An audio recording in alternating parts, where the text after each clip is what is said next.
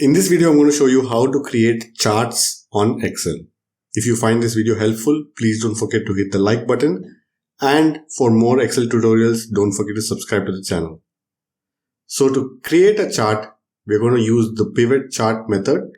And to do this, all you have to do is select the table that you want to create the chart on. Go to the insert section of the ribbon and click on pivot charts. In this case, we can either select pivot chart and pivot table, or we can just go ahead and select pivot charts. For this example, I'm going to go ahead and select only pivot charts.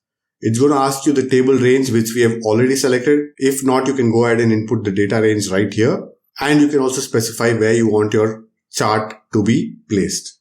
I'm going to go ahead and say new worksheet and click on OK. You can now select the data that you want to be shown in your chart. So let's say I want to know the salary by department, right? So I'm going to select department and the salary. You can now see that it's very easily created a chart for you showing the department wise salary for every single month. You can also go ahead and filter out different options if you need to on your chart. Not just that, you can also go ahead and click on this plus icon on the top right corner of your chart and select different options to customize the chart.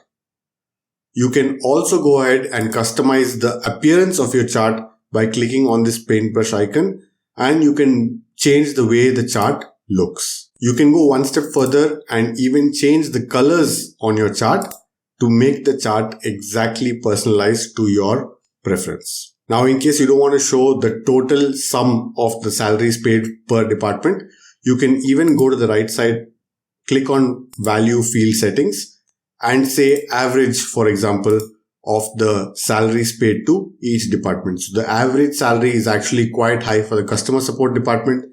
Even though if we go back to sum, you can see that customer support department is actually getting one of the lower salary totals. If you enjoyed this video, please don't forget to hit the like button and subscribe to the channel for more Excel tutorials. I'll catch you in the next one. Take care.